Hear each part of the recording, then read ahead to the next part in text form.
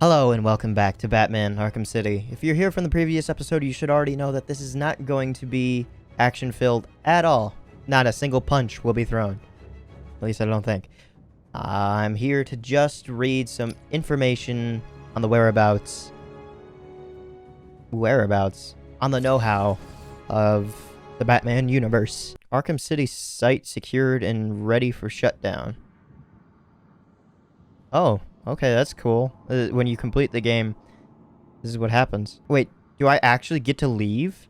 I don't know. Okay. Weird. Alright. Let's look at the Bat computer. Okay, yeah. Robin is here. I did remember reading that. Alright, that was the one thing that I addressed in the previous episode. But I don't see Nightwing here. First off, let's read about Batman. His real name, obviously Bruce Wayne. Occupation, world's greatest detective. Based in Gotham City. His eye color is blue. His hair color is black. He is He is 6'2", weighing at 210 pounds. First appearance, Detective Comics number 27, May 1939. When his parents were gunned down in front of him, young Bruce Wayne resolved to rid Gotham City of the criminal element that took their lives. He trained extensively to achieve mental and physical perfection, in addition to mastering martial arts, detective techniques, and criminal psychology. Dressing as a bat to prey on criminals' fears, Batman fights crimes with the aid of specialized gadgets and vehicles, operating out of his secret Batcave below Wayne Manor. He is trained to physical and mental peak. He has an arsenal of gadgets, vehicles, and advanced technology. He's an inventor, a detective, and has genius-level intelligence. He is an expert in most known forms of martial arts, and he is trained in all aspects of criminology. Now, how is he different from Bruce Wayne? To which his character isn't actually as developed.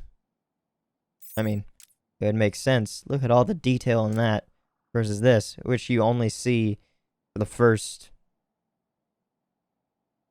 5 minutes. Bruce Wayne. Obviously, his real name is Bruce Wayne. Occupation, CEO / philanthropist. He's based in Gotham City. His eyes and hair are the same as Batman's, as is his weight and height. His first appearance was in Detective Comics number 27, May 1939. Born into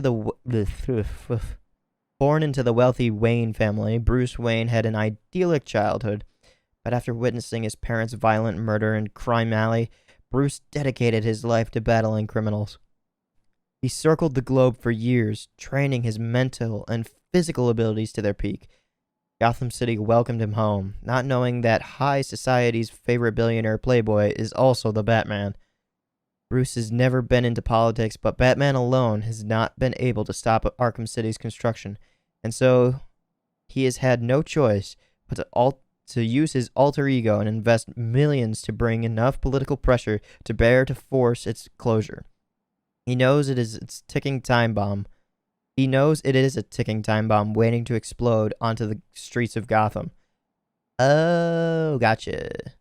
So that's why he was protesting it, but I don't know why he was ever thrown in. He is a billionaire playboy by day, Batman by night. He is Gotham's most eligible bachelor. Alfred. Best boy. Real name, Alfred Pennyworth. Occupation, butler. He's based in Gotham City. His eye color is blue. His hair color is gray, but formally black. He is 6 feet tall, and he weighs 160 pounds. He's actually pretty light. His first appearance was in Batman number 16, around April to May 1943. After a varied career, Alfred Pennyworth was employed as the Wayne family's butler. When Bruce Wayne's parents were killed, Alfred raised the young orphan and reluctantly aided him in his quest to become the Batman. Alfred's many skills, ranging from cooking to combat medicine, make him Batman's staunchest ally, along with a formal demeanor that grounds the Dark Knight and deflects those who might otherwise suspect Bruce Wayne's true identity. He's a skilled actor, trained in emergency medical techniques. He's proficient. He has proficiency with mechanical and computer systems. Huh. He's an expert in domestic sciences and unflappable manner. Oracle. Her real name, Barbara Gordon. Her occupation, information broker. Based in Gotham City, much like a lot of these people. Her eye color is blue and her hair color is red. She is 5'11", and she weighs 126 pounds. That's really light, but then again, she doesn't really use the lower half of her body, so maybe she's focused on like trying to stay healthy and make sure that she's not gaining any weight in the lower half of her body. First appearance, Detective Comics number 359, January 1967. The daughter of Gotham City's police commissioner James W. Gordon, Barbara Gordon, was forbidden by her overprotective father from joining the GCPD. Instead, she took the identity of Batgirl and was a crime-fighting partner for Batman for years. I think I've read this, but that all ended when the Joker shot her through the spine. Paralyzed from the waist down and confined to a wheelchair, Barbara adopted the new identity of Oracle, and now aids the Dark Knight with her computer expertise, providing Batman with a constant stream of information in the field to aid his battle against crime. She has an eidetic memory, recall of everything she sees and reads. She has an extensive headquarters in Gotham City's clock tower. She has high-level hacking and computer skills. That's really weird. Like, the other information is weird to, like, structure into a sentence. Robin. His real name is Tim Drake. Okay, so this is not the guy that I was thinking of. So it must be Nightwing that I'm thinking of, like Grayson. Grayson? I don't know. Tim Drake. His occupation, he's a student. So he's not even out of, well, what kind of student? He's based in Gotham City. His eye color is blue. His hair color is black. He's only 5'10". Well, I shouldn't say only, because that's how tall I am. He weighs 170 pounds, a lot lighter than Batman. His first appearance is Batman number 436, 1989. Wow. Young Tim Drake was in the audience the night the Flying Graysons were murdered.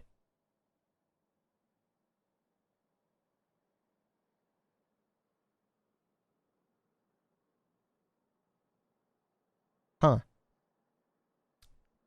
Where he witnessed Batman leap to the scene. Inspired by Batman's heroics, Tim closely followed the chronicles of Batman and Robin. I was right, Nightwing. The original Robin, who became Nightwing, was a Grayson. Eventually deducing their secret identities using his self-taught detective skills, Tim convinced Bruce Wayne and Dick Grayson, now Nightwing, that a new Robin was needed in the never-ending battle for justice.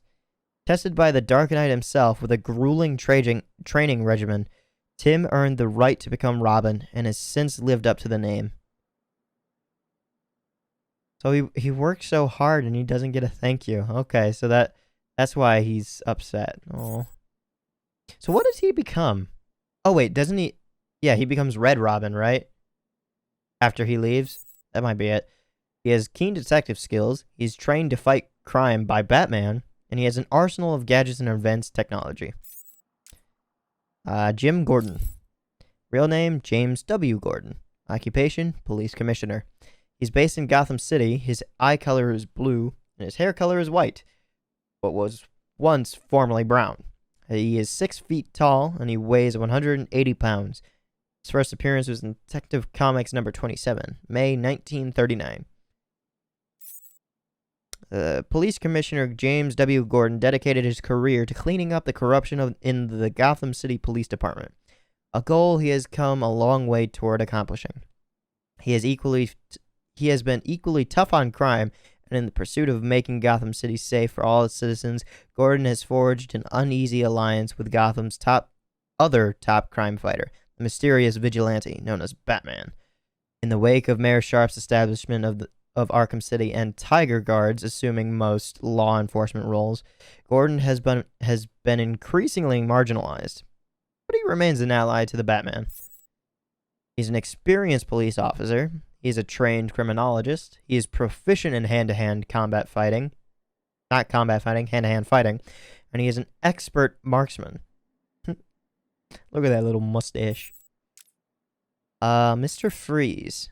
His real name is Dr. Victor Freeze, which looks a lot more like fries. Occupation, professional criminal, based in Gotham City. His eye color is blue, and he has no hair. He's 6'3". But is that with the suit or without the suit? He weighs 190 pounds. Oh, it must be without the suit. His first appearance was in Batman number 121, February 1959. Victor Freeze was a brilliant cryogenicist whose beloved wife Nora was stricken with a fatal degenerative disease. He placed her in suspended animation while obsessively searching for a way to cure her. But the corporation that funded his research pulled the plug, triggering an accident that transformed Freeze's body into a cold-blooded form that must always be kept below zero. At normal room temperature, he will die. Wielding a number of freezing weapons, he wears protective armor in his quest to somehow bring back his lovely wife and avenge her fate. Since the opening of Arkham City, Mr. Freeze has seemingly disappeared. To which I have found him. He is a scientific genius with a specialty in cryonics. He employs an extensive array of cryo-weaponry. He is permanently altered to survive in a sub-freezing state. He wears protective freezing armor, and he is motivated by grief over the fate of his wife, Nora. And we've listened to every interview tape known to man for every single person here, so we won't listen to those. Or the others as well. Penguin. Real name, Oswald Chesterfield Cobblepot. Occupation, black market racketeer. Based in Gotham City, his eye color is blue, his hair color is black. He is 4'10", and he weighs 175 pounds. His first appearance was in Detective Comics number 58, December 1941. The Penguin is an eccentric criminal mastermind known for his shady business dealings. Born into the wealthy Cobblepot family, Oswald was sent overseas for school as a boy. When his family hit hard times, Cobblepot immersed himself in a criminal education on the streets of London. Years later, he re-emerged as the Penguin, a black market arms dealer in Gotham, facilitating the illegal financial activities that fund much of the city's underworld. The Penguin seems to be prospering within Arkham City as the leader of its emerging black market. So he's supplying the guns to both Two-Face and Joker. That's why that there's Penguin, Joker, or Joker Penguin thugs and Two-Face Penguin thugs. That explains why. He is a criminal and financial mastermind. He is an expert in hand-to-hand combatant, or he is, okay. He is driven to prove himself, and he employs various weapons.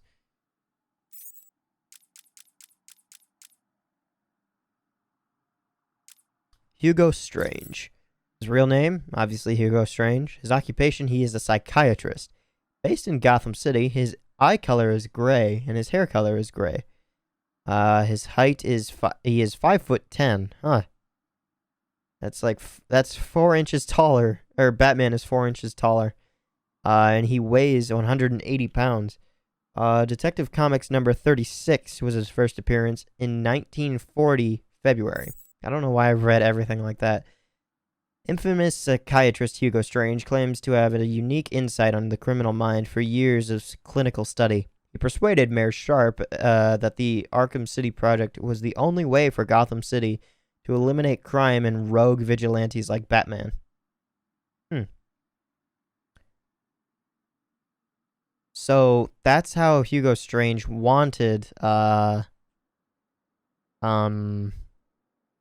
what's his face?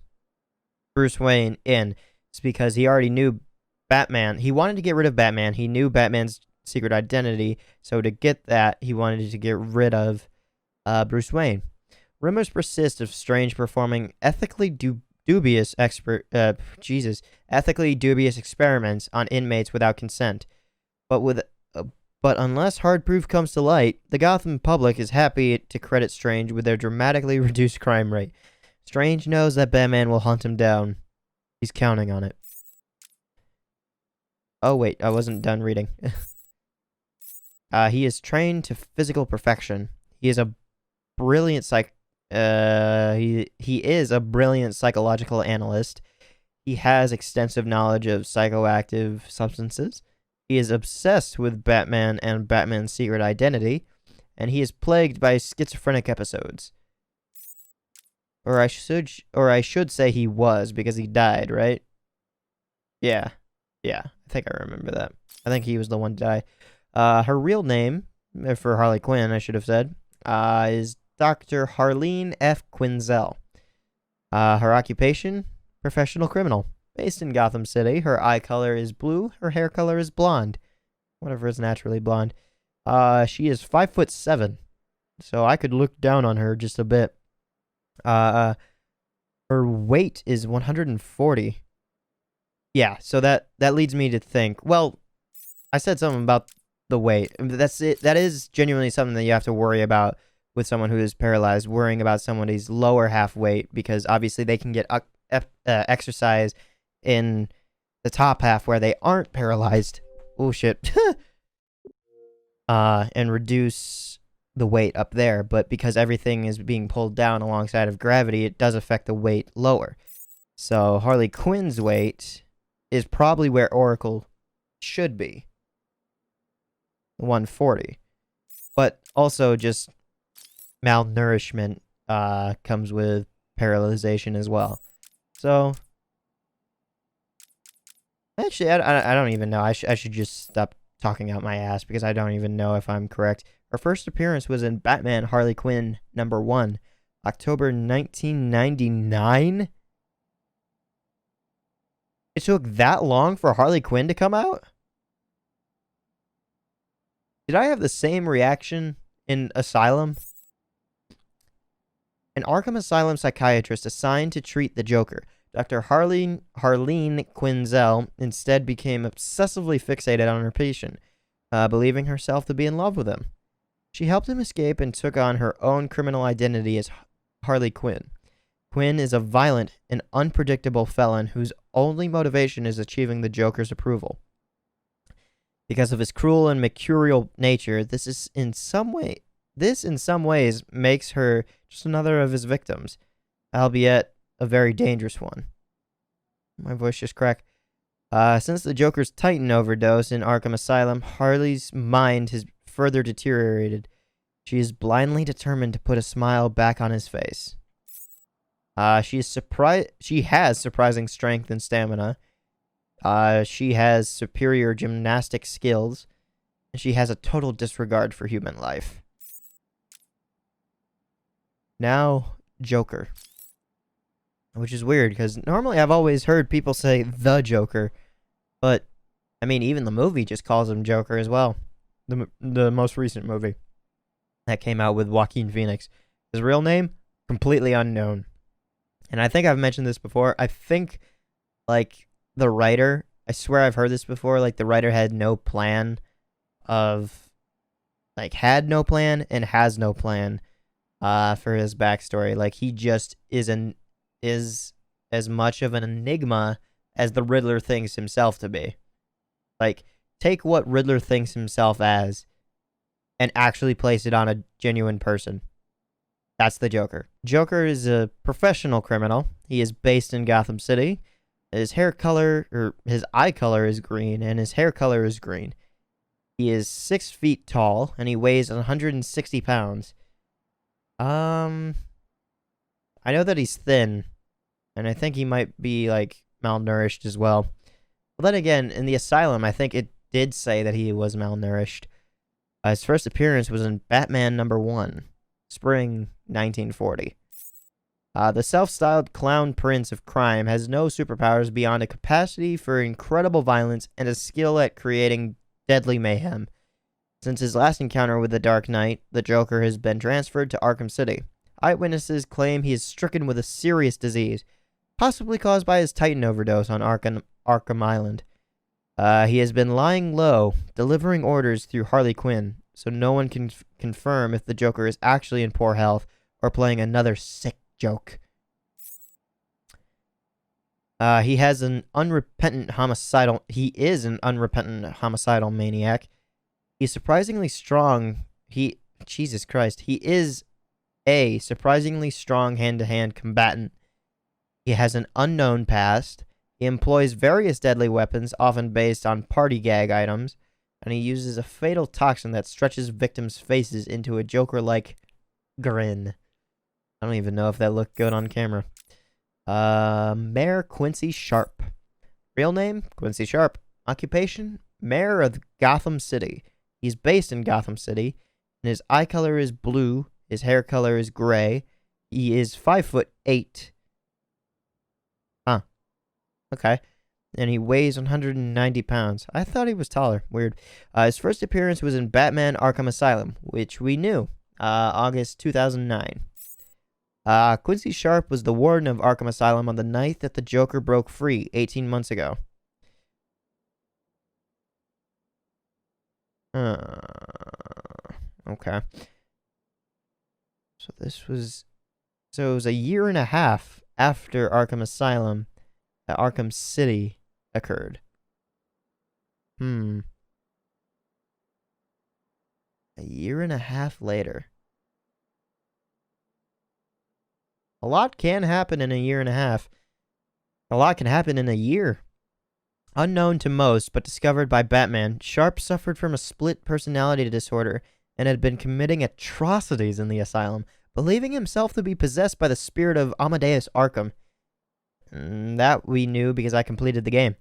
In reality, he was being influenced by Hugo Strange, who had provided Sharp with powerful mind control drugs that allowed him to manipulate Sharp's behavior, enabling him to plant the seed that led to the creation of Arkham City. Hugo Strange used the evidence of the atrocities committed by Sharp as collateral to make sure that whatever happened, Sharp must remain loyal to him. Wow. Huh. Hugo Strange is smarter than I gave him credit for. Quincy Sharp, Mayor Quincy Sharp, has an intense dedication to clean up Gotham. He has a pompous and old-fashioned... He is pompous and old-fashioned in demeanor, and he is focused on his own political aspirations. Vicky Vale. Just as annoying as Jack Ryder, in my opinion. Real name, Vicky Vale. Occupation, investigative journalist. Based in Gotham City. Her eye color is blue, and her hair color is blonde. She's 5'7", and she weighs 120 pounds. Okay, I have no gauge for weight, then. 126, 140.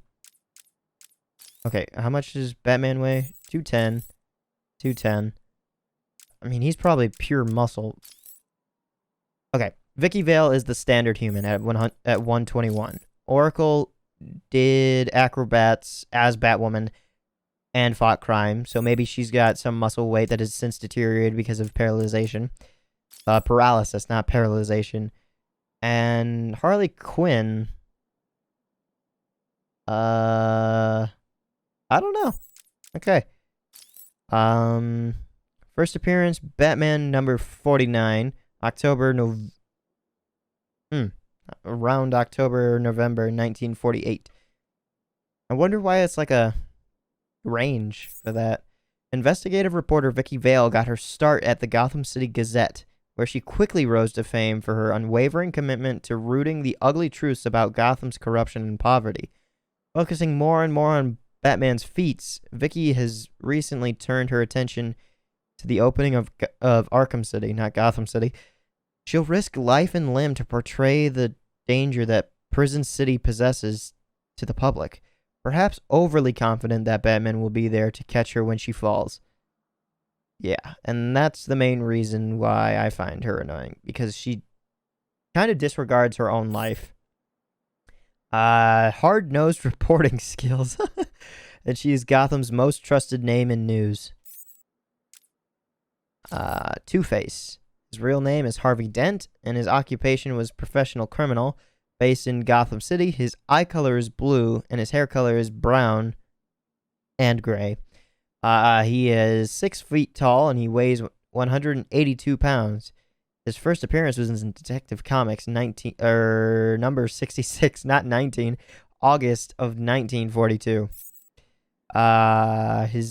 He is a district attorney. Harvey Dent was one of Batman's strongest allies in Gotham City until a criminal threw acid in Dent's face, hideously scarring him. The wounds fractured his psyche, and he was reborn. Two-Face, a schizoid criminal mastermind obsessed with duality. His former good luck charm, a two-headed trick silver dollar, was damaged on one side in the attack, and Dent seized on it as a reflection of his half-scarred visage. He flips it to decide the fates of his victims. Two-Face is thriving in Arkham City, rallying inmates to join his gang using tried and true campaign tactics. He is hideously scarred on half of his face. He is extremely skilled with his twin .45 caliber semi-automatics. He has a psychotic obsession with duality and the number 2, and he defers to his half-scarred coin in choices of life or death. Did I stutter there?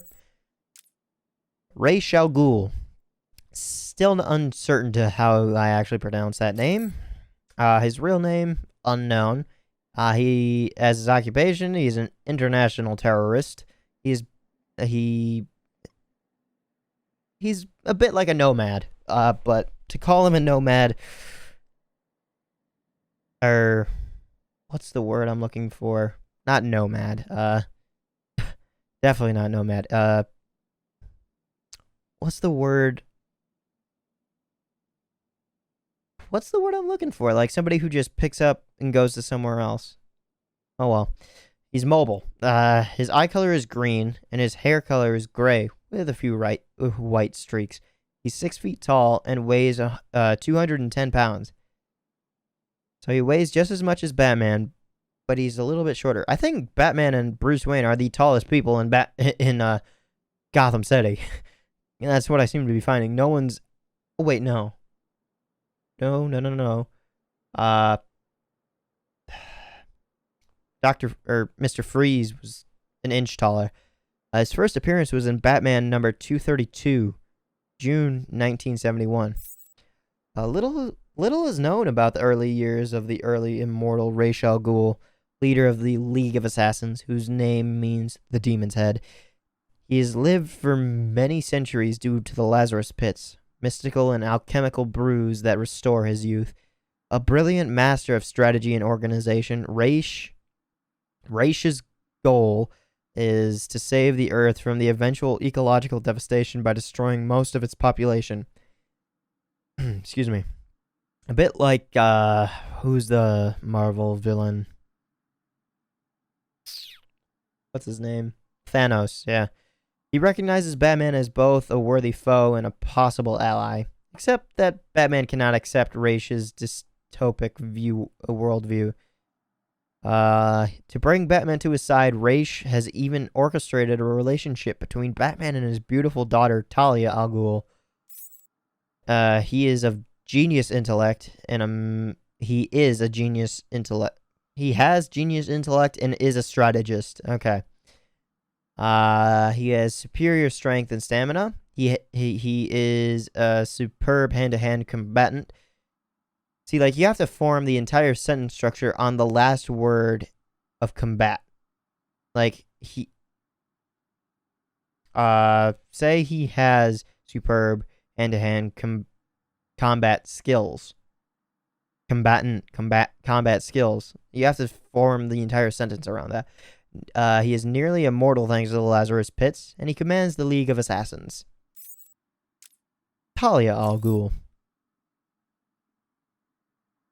For some odd reason, the character model looks like her eyes are a bit far apart. Her real name, Talia al Ghul. Her occupation, assassin. Based in wherever, much like Ra's, she moves around a bit. Her eye color is green and her hair color is brown. I would have said dirty blonde.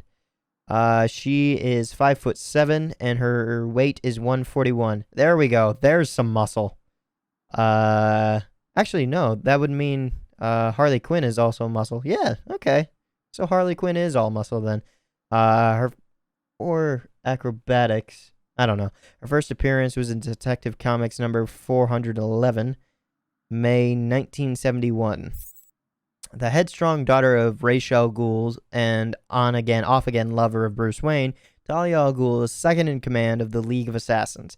A master of hand-to-hand combat and swordplay, Talia has dueled with Batman on several occasions and considers him an honorable opponent. Despite Batman's elusiveness, her attraction to him has only increased, an attraction that her father encourages in his mad quest for a male heir. Talia knows that one day she may be forced to choose between her father and her beloved. Trained in stealth and combat by the League of Assassins, Talia is ruthless and a brilliant tactician. She runs a legitimate business. What? Runs legitimate business empires for the League. Oh, okay. Okay. Clayface. I can't imagine what he's going to weigh. Actually, would he weigh a lot? Okay, yep. His real name, Basil Carlo. His occupation, professional criminal. He's based in Gotham City, and his eye color is black. Black as night. He has no hair at all, and he's 8'2". Okay, so he is now the tallest person. Well, tallest thing. He weighs 410 pounds. And his first appearance was in Detective Comics number 40, June 1940. Horror film icon Basil Carlo went mad when he uncovered plans for his most classic film to be remade with a different actor in the lead role. He took on the mask of the film's villain, Clayface, and killed several of the remake's cast and crew before being stopped by Batman and Robin. Which Robin? Probably Nightwing Robin. Later, Carlos stole and injected himself with experimental compounds that transformed him into a mass of living clay who can alter his composition to mimic anything. Or anyone. He can mimic anything and anyone. He's extremely difficult to injure or contain at all. And yet somehow they did it at the asylum. The Riddler. Real name, Eddie Nashton, a.k.a. Edward Nygma. His occupation, professional criminal. He's based in Gotham City, and his eye color is blue, and his hair color is brown. He's 6'1", just an inch shorter than Bruce Wayne and Batman, and he weighs 183 pounds. His first appearance was in Detective Comics number 140, October. Jesus Christ, what am I saying? October 1948. With an obsessive-compulsive need for attention, Edward Nygma is determined to be the cleverest of Gotham City's criminals, plotting elaborate trails of clues and riddles around his crimes. Batman has proven a worthy opponent, capable of unraveling the Riddler's most intricate plans, but Nygma is dedicated to creating a mystery that will stump the Dark Knight, even if he has to kill someone to do it. Humiliated by Batman on Arkham Island, Nygma is more determined than ever to bring the caped crusader to his knees. He is of genius intellect. He is driven to test others by leaving clues to his crimes, and he has a compulsive need for attention. Asshole. Solomon Grundy. Someone that I did not know much of. His real name is Cyrus Gold. His occupation is completely unknown, and he is based in Slaughter Swamp. His eye color is gray, and his hair color is also gray. His height varies due to the electrical power, and his weight varies as well. His first appearance was in All-American Comics number 61, October 1944. Wow, so he's been around longer than Harley Quinn. How? Over a century ago, murderer Cyrus Gold sought to escape justice by hiding in Slaughter Swamp, where he met a fate worse than death. Mysterious forces doomed the now immortal Grundy to an endless cycle of death and rebirth. Robbed of his memories, he adopted the name of the nursery rhyme Solomon Grundy, born on a Monday, christened on a Tuesday, married on a Wednesday, took ill on Thursday, grew worse on a Friday. I'm doing the accent on purpose because you need to do Grundy. Died on a Saturday, buried on a Sunday. This is the end of Solomon Grundy. Cool nursery rhyme. Each reincarnation makes him stronger. Oh my god. He has incredible strength and resilience, but he can never be truly killed. So what happens if you remove part of his body? Do they move independently? Like, is that a thing? Catwoman. Real name, Selena Kyle. Her occupation is professional thief, not criminal. She's based in Gotham City, and her eye color is green. Her hair color is black. She is 5'7" and weighs 125 pounds. Her first appearance was in Batman #1, spring 1940. An orphan who learned to survive on the mean streets of Gotham, Selena Kyle turned to thievery to survive. Determined to do it with style, she learned martial arts and trained in gymnastics to perfect her skills. Her criminal activities are tempered by a reluctant altruism, making her an inconstant villain and occasional hero. She maintains a complicated adversarial relationship with Batman that frequently turns flirtatious and occasionally romantic. Since the opening of Arkham City, reports of Catwoman's burglaries are down, though underworld rumors have her hunting down Two-Face for an unknown reason.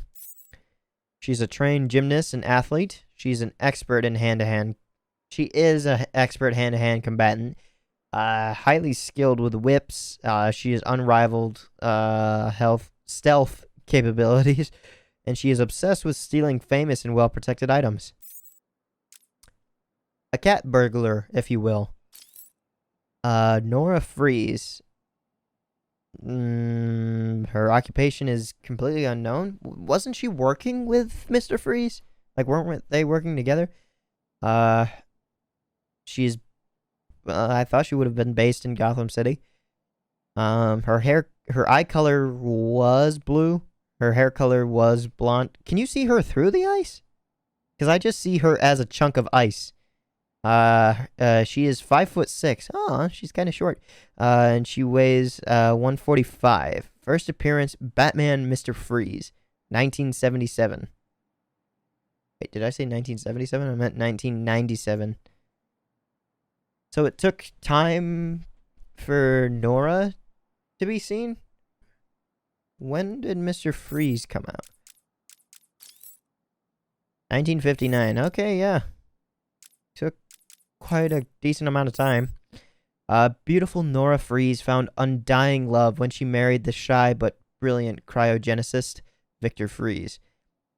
After she was struck with a rare disease, Victor used his lab to freeze Nora in a state of suspended animation until he could find a cure.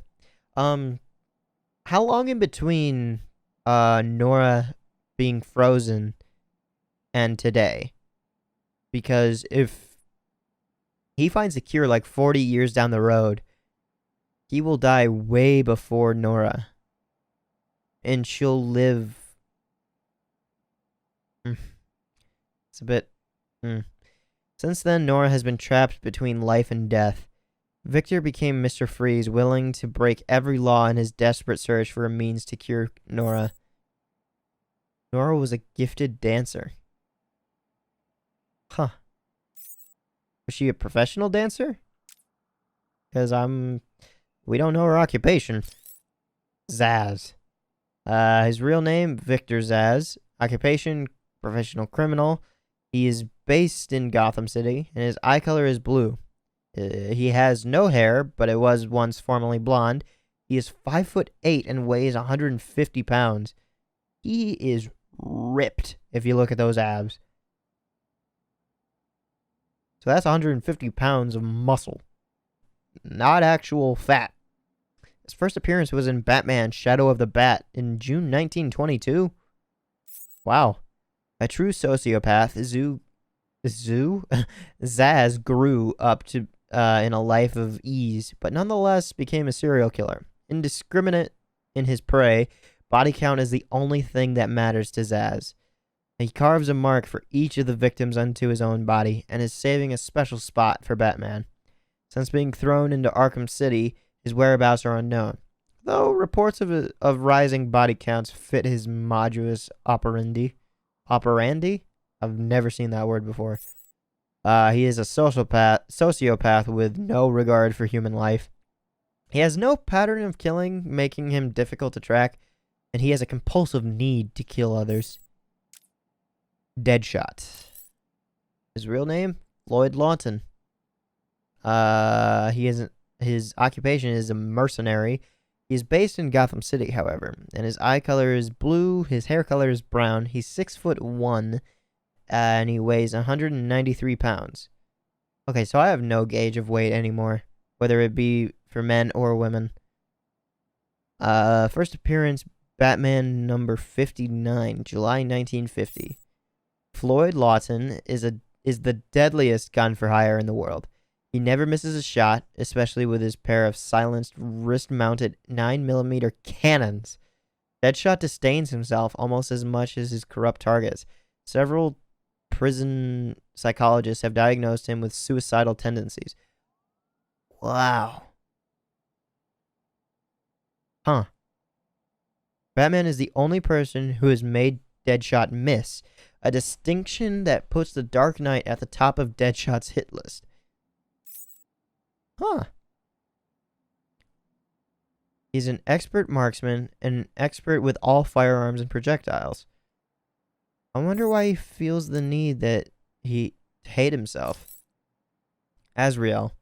His real name? Michael Lane. His occupation? Police officer. He's based in Gotham City, and his eye color is brown, and his hair color is black. He is 6'2". He is Batman. Yeah. What was Bruce Wayne's eye color? Blue? Yeah. Huh. Except for the eye color, he is Batman. He's 6'2" and he weighs 210 pounds. His first appearance was in Azrael, Death's Dark Knight, #1. March 2009? Wow. Cool. Years ago, Michael Lane was part of a program to create the ultimate crime fighter. Instead, it turned him into an insane criminal? Huh? I thought this guy was cool.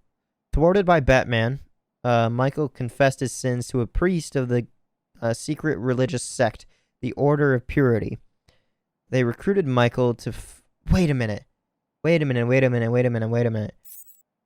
There was somebody who was literally Batman's equal in the first game that they introduced. Is this that person? Is this the same person? I'll have to look back in the Asylum recordings. So he confessed to his sins in the secret religious sect, the Order of Purity. They recruited Michael to fight evil as their crusader, Azrael, wearing the mystical suit of sorrows and wielding the sword of sin. So that's what that thing is on his arm. If Michael does not keep his soul pure, the suit of sorrows will destroy him. How does a suit do that? Maybe they're telling him that, and it just makes him stay. The suit of sorrows bestows enhanced strength, stamina, and speed. Oh. Forget I said anything. The sword of sin burns with the souls of the damned. And he is prone to fits of insanity.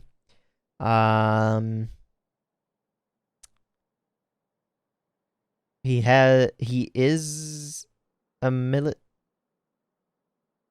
military and police trained tactician. Yeah, I was trying to figure out what to say for that. On to the final row, and then I have to go through some other stuff in reading. Mad Hatter. Real name, Jervis Tetch. His occupation, professional criminal. He's based in Gotham City. His eye color is blue, and his hair color is red. As much of a clown as Joker. He is 4'11". Really? He looked almost as tall as Batman. He weighs 115 pounds, and his first appearance was in Batman number 49, November 1948. He's obsessed from a very young age with Lewis Carroll's book Alice's Adventures in Wonderland. Jervis Tetch, an expert hypnotist, embraced the delusion that he was the incarnation of a character in the story, the Mad Hatter. Using his skills for mesmerism, the Mad Hatter has committed many crimes, often themed around the book that inspired him and his love of hats and headgear, going so far as to implement his hats with mind control chips to amplify his hypnosis skills. Above all other headwear, however, he can... Oh, excuse me. He covers Batman's distinctive cowl and will stop at nothing to acquire it. He had it in his clutches before. Why didn't he just take it off of him? But instead he put another one on. Master of hypnotism and mind control, he is obsessed with hats, especially one-of-a-kind items. He is delusional. He is a delusional schizophrenic with a fixation on Alice in Wonderland. Hush. This one's pretty cool to me. Real name, Thomas, or Tommy Elliot. His occupation is a surgeon / serial killer. He's based in Gotham City, and his eye color was blue, is now blue, formerly brown. His hair color is reddish brown, which should be black for Bruce Wayne. He's 6'3", so that he can't actually fix. And he weighs 225. Well, actually, he could. He could get like a bone shortener procedure thing. And he weighs 225 pounds. He could run for like a month. Or not even like a month. Probably like 2 weeks and lose as much weight to just match Bruce Wayne. First appearance, Batman number 609, January 2003. As Thomas Elliot or Hush? I've never thought about that. Like, is the first appearance as this character or someone else? Tommy Elliot and Bruce Wayne were childhood friends, and unknown to Bruce, dark reflections of each other. A childhood sociopath, Elliot tried to kill his parents so he could control their fortune.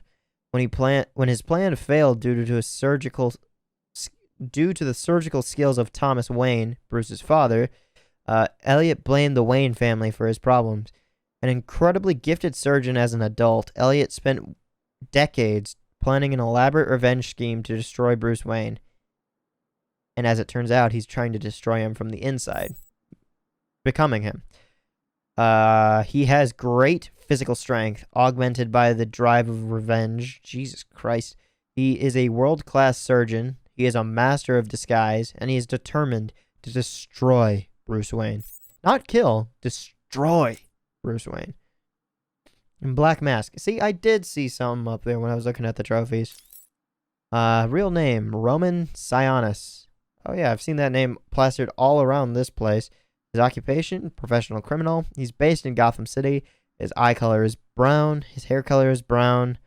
He is 6'1" and weighs 195 pounds. His first appearance was in Batman number 386 in August of 1985.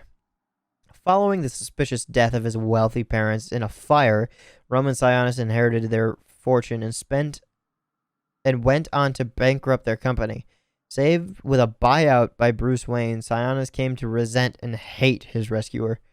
Fixated on the concept of masks, Sionis carved one from his father's black coffin and sought revenge on Wayne. His ensuing battle with the Dark Knight caused his mask to be burnt into his skin, remaking him as the Black Mask.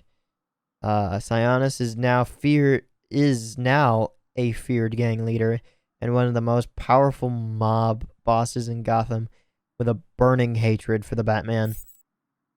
He is obsessed with masks. He harbors a hatred of Batman and Bruce Wayne. His face resembles a black skull. He is a feared and powerful mob boss, and he is a skilled marksman, known for his double handguns. Excuse me. Jack Ryder. Okay. You're just annoying for, like, being a dick on the radio. You're just annoying for being way too intrusive. Well, you do spit out the facts, and that's the issue. You were so trusted, and you spit out the truth, but you get so in there. That is annoying. You're just a dick. Jack Ryder, investigative reporter, based in Gotham City. His eye color is blue and his hair color is black. Wait, why was he put in here? Oh wait, no, that's right. He's also a criminal. Yeah. His eye color is blue and his hair color is black. He is 6 feet tall and weighs 194 pounds. His first appearance was in Showcase number 73, March of 1968. Showcase, I don't know. Jack Ryder is an investigative reporter turned controversial talk show host, well known for his aggressive manner and his relentless determination to get to the truth. With the opening of the controversial Arkham City at hand, Ryder hopes to discover the roots of this dangerous stronghold and expose them for the good of Gotham. He is a determined reporter and known for his aggressive pursuit of stories, famous for his controversial talk show. So has he since gotten rid of his weird other habit? Poison Ivy. Her real name, Pamela Lillian Isley. Occupation, professional criminal. Based in Gotham City, her eye color is green and her hair color is red. She weighs... I don't know how I skipped height. Wait. Oh, my eyes are like... For some odd reason, the list is moving like this, so I read the height as her weight. I'm like, what the hell? She isn't 115 feet tall. She's 5'8" and weighs 115. Her first appearance was in Batman number 181 in June 8, 1966. I have no idea the timing of these comics. Botanist Pamela Isley was transformed by a science experiment gone wrong into a plant-human hybrid. With chlorophyll flowing through her veins instead of blood, she developed a toxic touch and a pheromone-fueled talent for seduction. Her unique brand of eco-terrorism often puts her into conflict with Batman, whose iron will usually protects him from her seductive powers. Since her encounter with the Dark Knight on Arkham Island, Ivy has been transferred into Arkham City. Taking refuge in a vine-covered stronghold, Ivy would rather keep humanity away than participate in the gang wars of Arkham City. Able to direct the growth of all plant life. Wow, Ivy. Her plant genes are mixed with her regular DNA. She exudes natural pheromones. Wait, did I say pheromones before? That control her victims. Her skin secretes a deadly toxin, and she has a pathological drive to protect nature from humanity. Killer Croc. We have not seen you. His real name is Waylon Jones. His occupation is an alligator wrestler. He is a gangster and a murderer.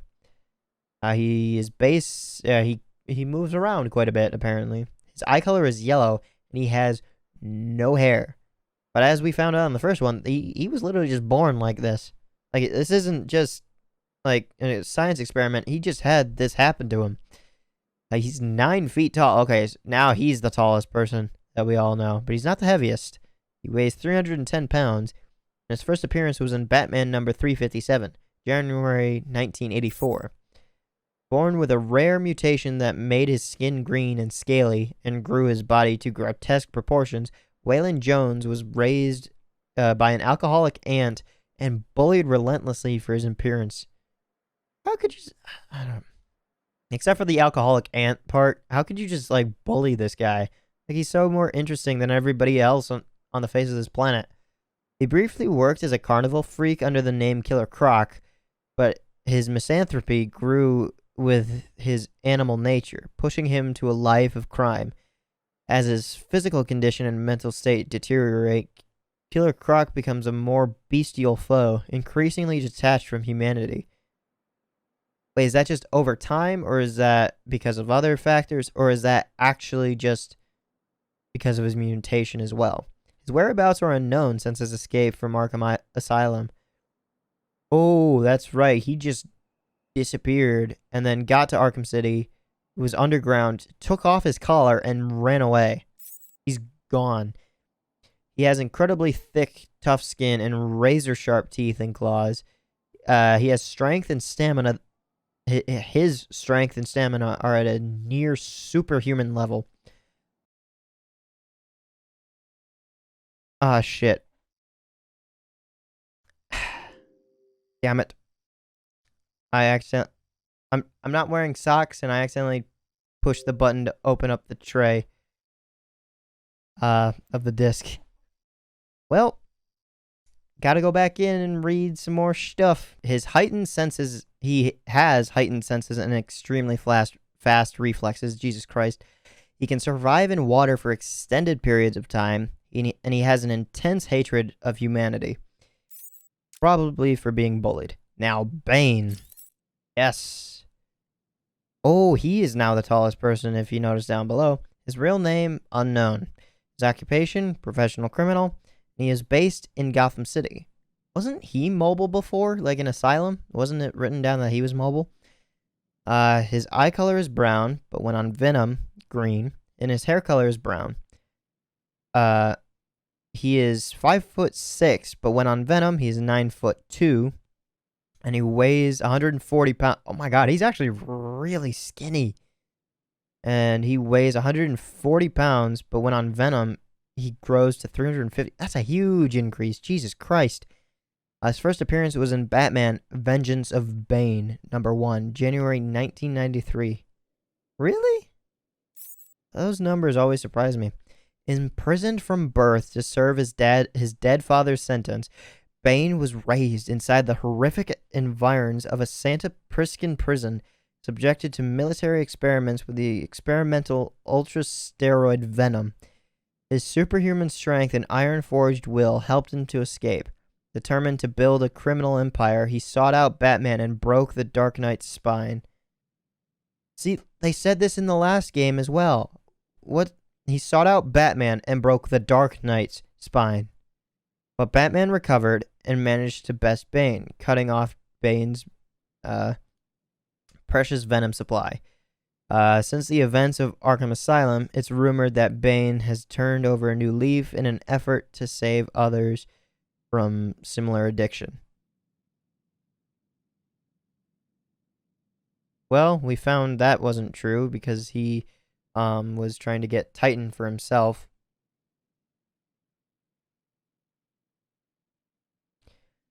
But Venom, I guess he's trying to remove that from people.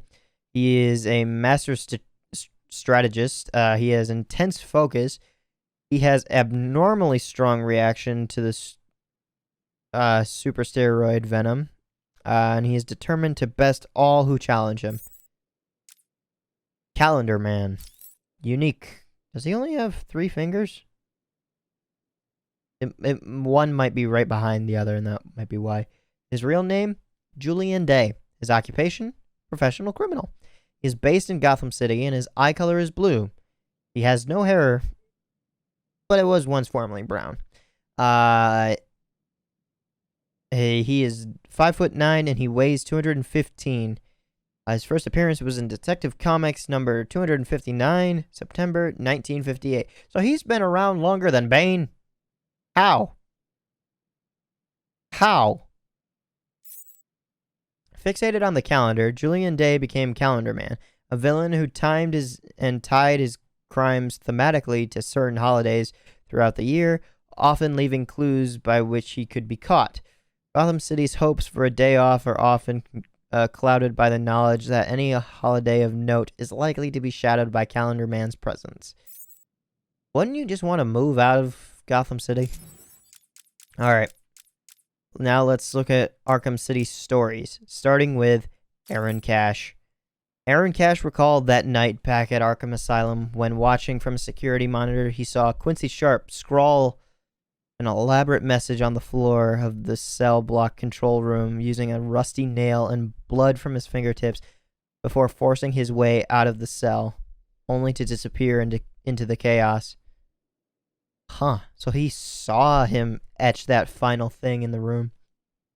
He didn't know where Sharp had gone, so he just disappeared before I could, scan all of those. Whoa, that's cool. Oh, wait, no, I had to unlock it, right? No, I unlocked it, it wasn't there, and then I came back and it was there.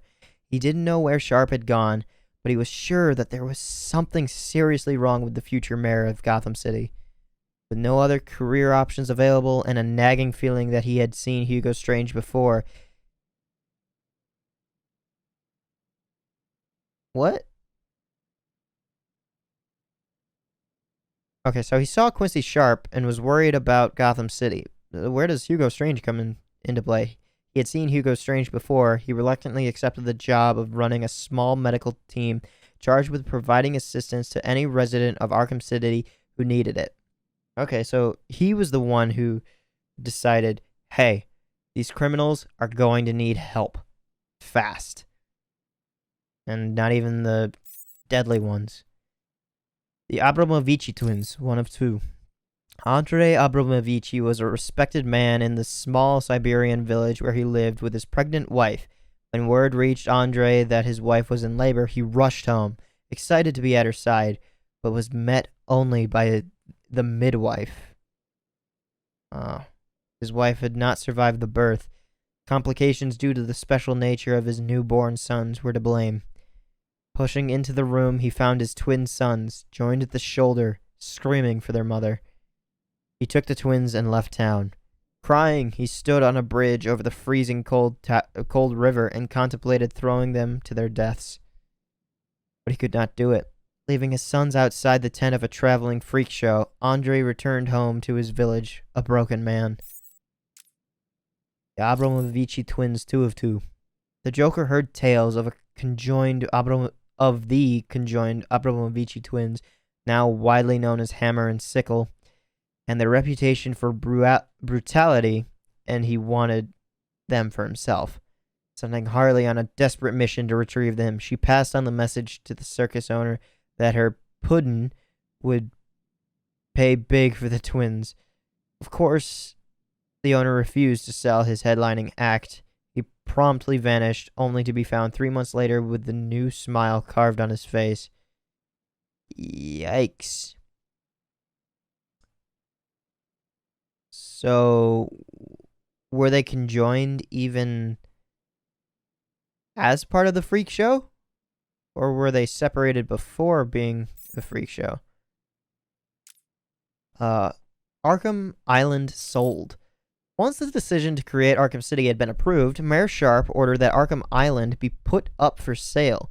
In a press conference, he claimed, "This is a fantastic revenue opportunity for Gotham City." Although a number of prominent Gotham companies entered bids for the island, the winning bid came from a previously unknown security company named Tiger. Within weeks of the sale, Tiger was also awarded the contract to police Arkham City and instantly began using the island to launch its fleet of helicopter gunships to patrol the new prison facility. Excuse me.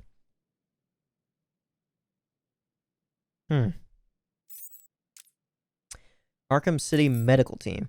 Cash chose the abandoned church building near the Solomon Wayne Courthouse to situate his medical team at, knowing that Strange was only providing the minimal amount of medical assistance to placate those campaigning against Arkham City. Cash was forced to beg for equipment and additional medical supplies. The first donations came from Bruce Wayne himself, who supplied a series of security shutters to keep the people within the building safe, along with cutting-edge body armor and supplies. On hearing about Wayne's donations, Strange was furious and locked down all supply routes between the medical team and the outside world. Damn. Hugo Strange is a dick. Hugo Strange's storage vault.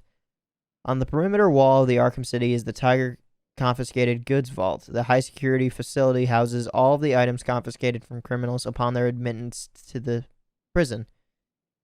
A special vault is used to protect the equipment and ill-gotten gains of the various supercriminals and is guarded 24/7 by a squad of Tiger guards.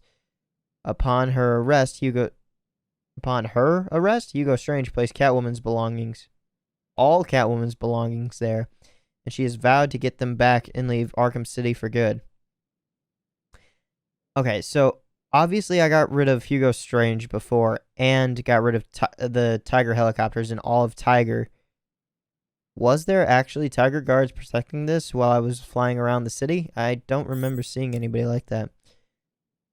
Seismic disturbances. Just weeks before Arkham City was due to open for business, the streets and roads of the northeast of the facility were devastated by a series of unexplained seismic incidents. The large-scale subsidence left the street level of an entire district submerged underwater. That's how it is. Okay. Campaigners opposed to Hugo Strange's super prison demanded further investigation into the cause of the disturbances, arguing that this was further proof that the area was unfit under basic humanitarian grounds. However, Strange vetoed plans for the inquiry of his land. I thought the word was inquiry, but oh well. He provided his. Well, actually, I know that a word is inquiry. I didn't know that there was an enquiry. He provided his own experts to demonstrate that the seismic activity was a one-off event and maintained that the inmates had given up their rights to any decent standard of living. Wow. Compulsory purchase. Upon becoming mayor, Quincy Sharp represented Gotham City with his plan to create a super prison in the north of the city. Yeah, because to the south of Arkham City is actually Gotham City. Yeah, okay. Claiming that the site was selected because it contained extreme areas of social decay and neglect. When Bruce Wayne spoke out at the consultation committee hearing, the mayor pointed out that this location was where Wayne's parents had been murdered decades before. Oh yeah, that's right. As well as the show that they were going to see, the theater. The council passed the motion to create Arkham City and set about issuing eminent domain seizures, allowing it to purchase all the land within the site's walls. All the way at the end. Studying the Bat. Hugo Strange's obsession with Bruce Wayne and Batman was unbearable. He needed to know every small detail of how this man functioned, to understand exactly what made him tick so that he could finally destroy him. Strange manipulated the mayor into allowing squads of Tiger officers to be deployed into Gotham City under the pretense of aiding the police. However, unknown to the people of Gotham, the Tiger Guards only had one target, the Batman. Strange knew his men would initially fail, but he studied every defeat meticulously, analyzing the techniques and strategies of his opponent. It would only be a matter of time before he had the necessary data to defeat the Bat. Open for business. Mayor Quincy Sharp looked proud as he addressed Gotham on the night that Arkham City officially opened for business. As he introduced Hugo Strange to the mass of journalists, he felt sure that the hard work and sacrifices had been worth it. He could hardly believe that he had achieved so much in the 18 months since the events of Arkham Island. As the champagne bottle smashed against the wall, Strange whispered to him that he would soon have Catwoman and Two-Face arrested and brought to his prison. Quincy smiled with Sorry. I was looking over at the side because I was looking at, because I don't think that I read, like, the description of that plaque right before, but that does say November 19th, and then there's a 1 that's broken off. So it happened before the year 2000. And then Batman, and then Arkham Asylum happened a year and a half before this place was opened. Okay. Quincy smiled. With Arkham City's construction complete, he was guaranteed the approval of the city, and with all the supervillains in his custody, their next target would be Batman, the person he blamed for everything. Bane. After being hit by the Batmobile and knocked into the dark water surrounding Arkham Island, Bane swam to shore, but was quickly recaptured and taken back to the asylum. Really? Weakened by his injuries and the experiments performed upon him by Dr. Young, he patiently waited, plotting his revenge. Wait, that wasn't Dr. Young killed? Forced into keeping a low profile as he recovered, Bane searched Arkham City for a suitable location to act as a hideout and found just what he needed to form in the form of Crank Toy's building. There, surrounded by toys, he awaited recuperating until the time was right to make his move. Titans on the street. Having no love for his fellow prisoners in Arkham City, Bane set up and presided over an underground fighting contest where inmates fought in vain for the privilege of trying to take him down. Gotcha. Word of these fights spread through Arkham, and the Joker sent Bane a little surprise. As Bane moved in for the kill, the Joker's henchman triggered a Titan injection that ripped through his body, transforming him into a monstrous Titan. Barely surviving the fight, Bane had a new problem. Somehow, Titan had found its way into Arkham City, and it was up to him to stop it from falling into the wrong hands. Black Mask. Roman Sionis, aka Black Mask, is the first and only inmate to have escaped from Arkham City. Why? Why him? Using explosives stolen from the Penguin, he waited until the Tiger's shift change, blasted his way through the containment wall, and went on the run in Gotham City. Furious, Hugo Strange ordered his Tiger operatives onto the streets to focus all their attention on finding Black Mask. Onto the streets of where? Gotham City or Arkham City? Who was finally recaptured after a violent siege at the meatpacking plant he owned. That Black Mask owned, or probably. Promising that no one else would ever escape again, Strange fitted a series of automated machine guns to the walls of Arkham City, designed to kill anyone else who dared to try. But now all those guns are basically broken. Close? Arkham City. Or close. Excuse me. As Hugo Strange was revealed as the public face of Arkham City, Batman attempted to uncover any information he could about the history of the mysterious figure. Convinced that nothing in Arkham City was what it seemed to be, Batman dug deeper and deeper, but came up blank. It was as if all evidence of Strange had been wiped clean. One thing was certain, however: Strange could not have done this alone. Batman was determined to ensure that the site of his parents' death would not become a monument to Gotham's failure, and dedicated himself to shutting down Arkham City. Calendar Man. Julian Day, aka Calendar Man, had been locked up in his cell in Arkham Asylum for a full year when he was moved to Arkham City.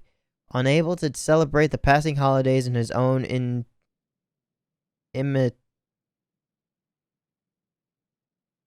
inimitable style, he could do nothing more than just imagine what he would have done if he were free. In Arkham City, he quickly found the Solomon Wayne courthouse and claimed it as his own. Anyone who dared come in was overpowered and taken to a cell where they remained until the next holiday, when Day would kill them. It was all going well until Two-Face arrived with a small army and took the courthouse for himself, locking Day up in a cell. Clayface. Basil Carlo, a.k.a. Clayface. Jesus Christ. I think all this reading and me being hungry is starting to get to me. Uses his ability to mimic the exact appearance of anyone to impersonate Quincy Sharp and escape from Arkham Asylum. Gotcha. So we already did see him looking like Quincy Sharp before. On the run. Oh, Jesus. Excuse me. On the run in Gotham City, Clayface had been forced to constantly change his appearance in order to stay one step ahead of Hugo Strange and his guards. His current whereabouts are unknown. Well, we know now. He's frozen and dead. Falcone family. The Falcones are America's oldest surviving crime family. Generation after generation has ruled the underworld with iron fists. Preferring to stay away from more colorful supervillain activities, they maintain legitimate business interests, including garbage collection and shipping companies. The current head of the family, Carmine the Roman Falcone, is feared by all, and until recently had the city in his pocket. But something has changed. Quincy Sharp, the newly elected mayor, and a man who should be afraid of him, was not. Carmine's attempts to intimidate Sharp had resulted in his henchmen mysteriously disappearing, and Sharp has struck back, with the Tiger Guards closing down Falcone's operations all over the city. A famous business. As Hugo Strange's Tiger Guards' grip on the city threatened, a Falcone family meeting was called. The choice was simple: stay in Gotham and face arrest and imprisonment in Arkham City, or leave. The younger members of the family argued that the Falcones run from no one, but in the end, it was Roman's decision. The next day, the entire family packed up and left Gotham. adding to the relative safety of Bloodhaven. A sick plan, 1 of 3. After Batman stopped him from escaping Arkham Asylum, the Joker sat alone in his padded cell, knowing something was wrong. The first sign was an unusual lump in his shoulder. He felt tainted. Weeks went on, and 10 more unusual lumps appeared. The Titan had done something to him. Something bad. Something that wasn't funny at all. A sick plan, 2 of 3. The Joker was dying. He knew it, and soon would anyone who saw him. The last thing he needed was to appear weak before his rivals. So one day at lunch, the Joker took a spoon and dug out another inmate's eyes, knowing this would give him solitary confinement. He could keep out of sight, at least until his transfer to Arkham City. The Joker needed an escape plan, and on the night of his transfer, Harley Quinn provided one. Disguised as an Arkham guard, she overpowered the Joker's escorts and stole her puddin' away to a boat waiting on the island's quayside. A sick plan, 3 of 3. As the boat carrying the twisted pair sped off toward Gotham, it was joined by a second. A secret alarm placed by Batman had alerted him to the Joker's escape, and here he was in the Bat boat, pursuing the fugitives. They ignored his orders to stop, so Batman opened fire. As Harley steered the boat to shore, missiles ripped through the hull to pieces. They swam, the weakened Joker being pulled through the water by a distraught Harley, desperate to save her puddin'. She pulled the Joker out of the water to safety, somehow avoiding Batman's searchlight. She and the Joker sat there, grasping for breath, when they suddenly realized where they were. Arkham City. So they took a boat from Arkham Asylum and then somehow sought refuge into Arkham City, and then sought even more refuge into the Sionis steel mill. Yeah. Strange goings-on. Working at Arkham Asylum, Professor Hugo Strange used a series of complicated psychological profiling techniques to identify the man behind Batman's mask as Bruce Wayne. Planning to become both rich and famous, he plotted to sell the secret of Batman's identity to the highest bidder. Word spread throughout the criminal underworld that Batman's greatest secret was for sale. But before anyone could act on it, Hugo Strange vanished. Hugo Strange's experiments. Now in charge of Arkham City, Strange continues his radical experiments into the workings of the human mind. During processing, Strange personally selects inmates that fit his criteria and has them taken away to his inmate behavioral analysis unit. No one knows what happens to the missing prisoners in that room except Strange himself. Sometimes they emerge lobotomized to roam the streets, but more often they are never heard from again. Some people believe that Strange brainwashes the missing thugs and turns them into his tiger guards, whereas others believe that he has a deal with the Penguin and hands him them to use as target practice. Yikes. Gordon versus Sharp, 1 of 2. As the plans of Arkham City became public knowledge, Commissioner Gordon, incensed at not having been consulted over Mayor Sharp's decision, attempted to block construction with a court order. He failed. The commissioner called on Batman and explained that he suspected corruption at the highest levels of Sharp's administration. Gordon versus Sharp, 2 of 2. After losing his case against Mayor Sharp, Gordon was summoned to City Hall.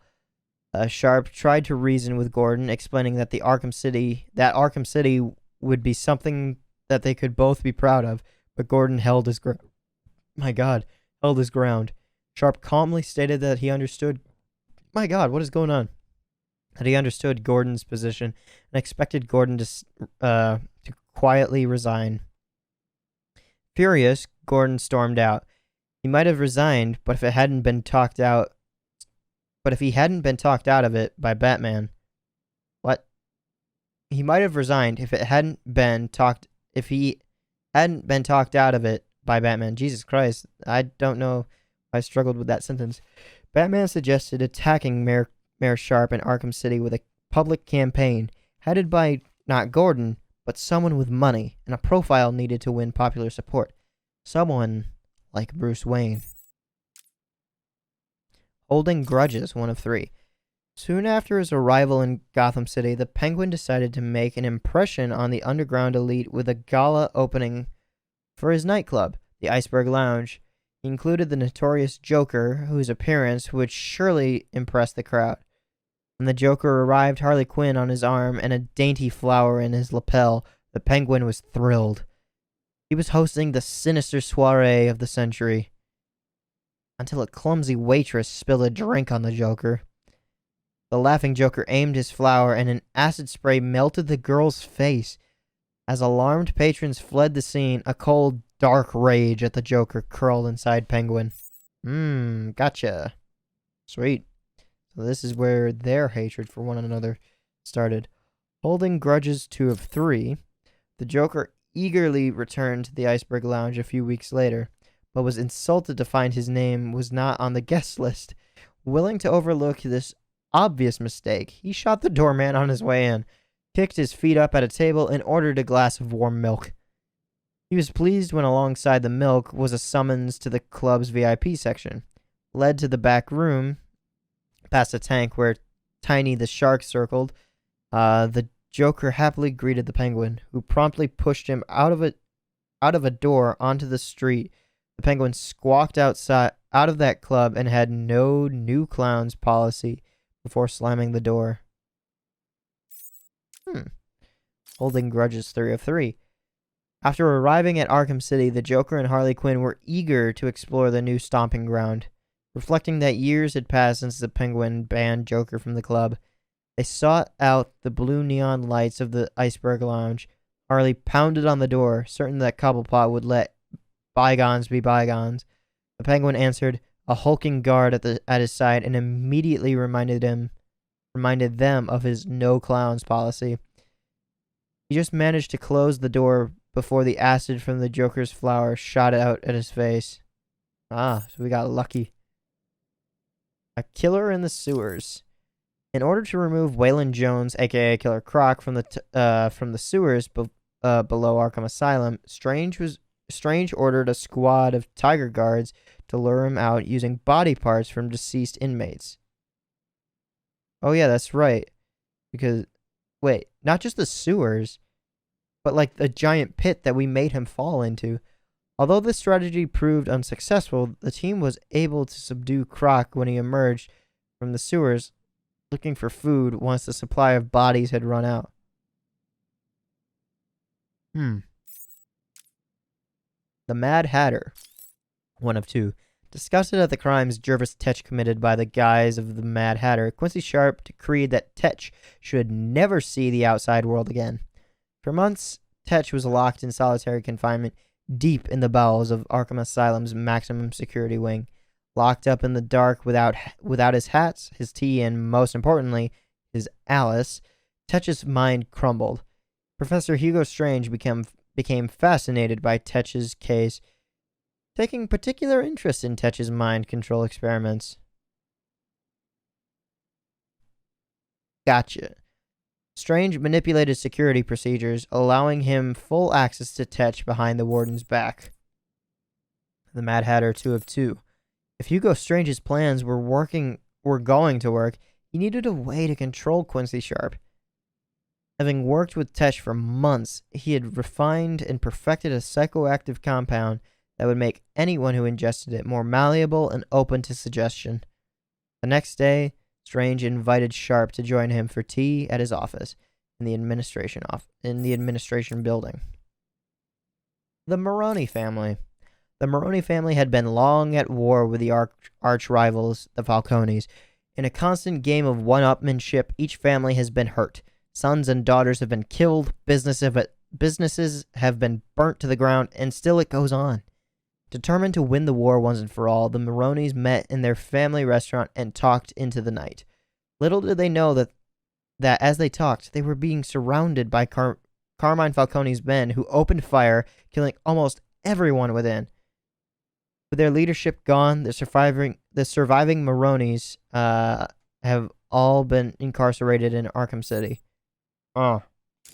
Alright. Time to read the last few. And I am running out of time myself, so hopefully this goes quickly. Maxi Zeus.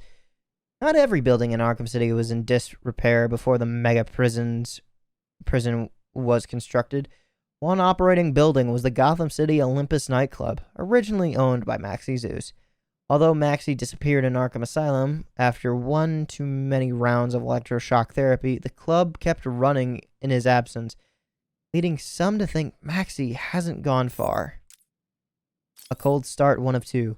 When Hugo Strange arranged for Nora Freeze to be moved to the Arkham City, her husband, Victor Freeze, aka Mr. Freeze, escaped from his refrigerated containment cell to find her, but Strange was waiting for him, and he calmly informed Victor that Nora had been transported for her own safety, that if Victor wished to see her again, he should move quietly into his new home in Arkham City. To motivate Victor further, Strange promised him full access to laboratory facilities in the old GCPD building, now abandoned within the high security walls of Arkham City, stocked with all the tools required to seek a cure for Nora. A cold start, 2 of 2. Mr. Freeze stood alone in his laboratory. Everything Strange had promised was true. Everything except his frozen wife. Nora, who was nowhere to be seen, furious, Freeze upgraded his suit's weapon systems, arming himself to force Strange to give him back his wife. Waiting until dark, he marched out of the GCPD, only to be ambushed by a squad of Tiger operatives with orders to take him to Professor Strange.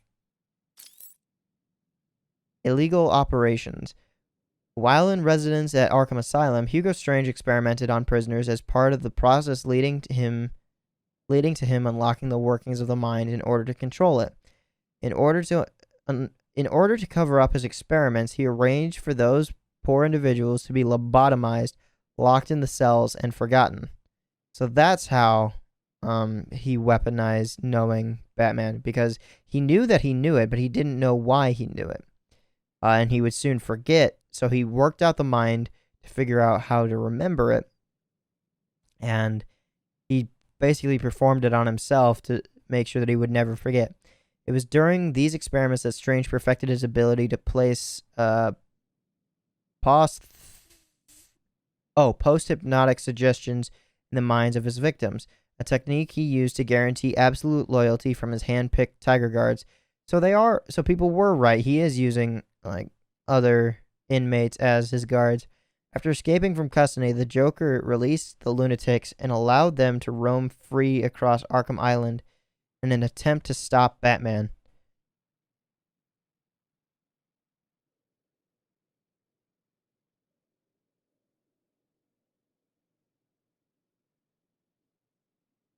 That's why there were crazy people in the asylum. They were lobotomized. But I'm pretty sure when somebody is lobotomized, it's literally just like a shutdown. They almost do nothing. The Cobblepot feud. At the opening of the Cobblepot Towers, Henry Cobblepot, print magnate turned hotelier, maybe, looked at his latest hotel, determined to outclass the also newly opened Grand Wayne Plaza. Desperate to ruin his rival, Judge Solomon Wayne, Henry laughed at reports that this is the father of Cobblepot. Okay, Judge Solomon Wayne, Henry laughed at reports that the people of Gotham preferred the restrained splendor of the Wayne Hotel to his own locations. He swore that the Cobblepot hotels would be a premier destination of the world. He was wrong, and it cost him both his fortune and his health. On his deathbed, Henry left the remains of his fortune to his son, Stanley Cobblepot. Stanley vowed to outdo the Wayne family and their empire, now headed by Alan Wayne. The Cobblepot feud, 2 of 5. Stanley Cobblepot instigated a very public feud with the Wayne family, As the Wayne business empire extended to include hotels and other public buildings, Stanley was determined to outdo them, pouring more and more money into the fledgling hotel business to the detriment of the newspaper business and his relationship with his son, Oswald. As Stanley's business crumbled around him, he sent Oswald to school in England. Feeling abandoned and picked on by his peers for his homely appearance, Oswald skipped class after class, preferring the company of thieves and scoundrels he met on the streets. By the time his father's empire collapsed, Oswald had vanished. The Cobblepot Feud 3 of 5. When the council decided to shut down the Pinckney Natural History Museum, they sold this historic structure to the highest bidder. Located in a deteriorating part of the city, many investors passed up the opportunity, but for Oswald Cobblepot, this was exactly what he wanted. He purchased the building and established this as his base of operations, converting the attached theme restaurant, the Iceberg Lounge, into a high-profile nightclub. To the public, the Iceberg Lounge was a reputable establishment, but below the surface was a den of iniquity, a go-to place for illicit and illegal wares. The adjacent museum exhibit halls were repurposed as the Penguin's storage facility, housing everything from his torture room, his weapon cache, and gladiator pit, illegal fights, and a gladiator pit. Jesus Christ. Illegal fights to the death occurred nightly, with the victors earning a job on Penguin's crew. The Cobblepot Feud 4 of 5. The Penguin's operation was run on fear and pain. One night, a guest at the Iceberg Lounge was caught cheating at poker. The Penguin tortured this man in full view of everyone. A friend of the man grabbed a beer bottle, smashed it on the table, and attacked, driving the bottle hard into the Penguin's face. As the Penguin screamed, the attacker and his friend were dragged away to a private torture room. Cobblepot was examined by the finest doctors in Gotham City, but the prognosis was always the same. Removing the bottle could be fatal. The Cobblepot Feud 5 of 5. When the Penguin received the eminent domain seizure from City Hall, ordering him to vacate the Iceberg Lounge, he replied with a letter telling Mayor Sharp that no one tells Oswald Cobblepot what to do. He'd bought his property legally, and the city could find somewhere else to stick their prison. On the day that the perimeter wall was due to be completed, the GCPD were dispatched with backup from Tiger Guards to forcibly reclaim the building. The Penguin ordered his men to fire at the police, killing 3 veteran officers.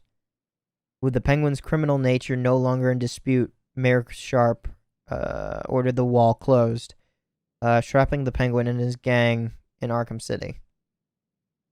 So by that point, he wasn't even actually like a criminal.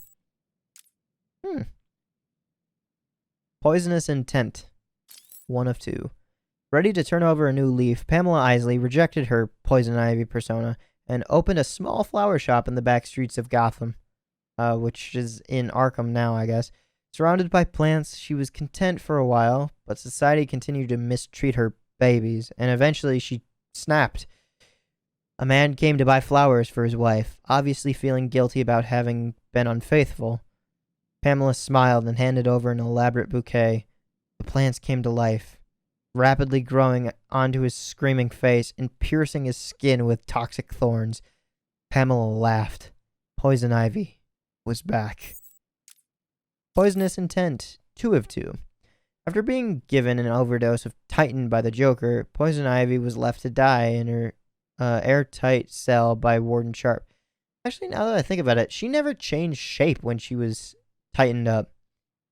It was just her plants, left to die in her airtight cell by Warden Sharp, who blamed her for the mass destruction of Arkham Island. As her health declined, she prayed for salvation. It came in the form of a priest who was unknowingly covered in pollen from the trees near his church. As he performed the last rites, Ivy manipulated the pollen into an antidote that worked in harmony with the unique natural toxins in her blood, and to the amazement of the priest, she began a full recovery. Furious, Warden Sharp locked her in a biological containment unit, this thing that we're looking at right now, and arranged for her to be one of the first criminals sent to Arkham City. Wow. Cool. Election time. Quincy Sharp claimed to have been instrumental in stopping the riot at Arkham Asylum, stirring a tide of public admiration. Throughout his mayoral campaign, Sharp repeatedly told voters that he would never allow their safety to be threatened by criminal scum. His victory was assured when he announced that he would create a new high-security prison that would forever separate the good people of Gotham City from the bad. Once elected, his first move was to put the relatively unknown psychiatrist, Professor Hugo Strange, in charge of the whole facility. The Rat Catcher. Otis Flanagan, aka the Rat Catcher, looked out through the cellar window on the opening day of Arkham City. Why do I always say the Arkham City? Ugh. This reading's starting to get to me.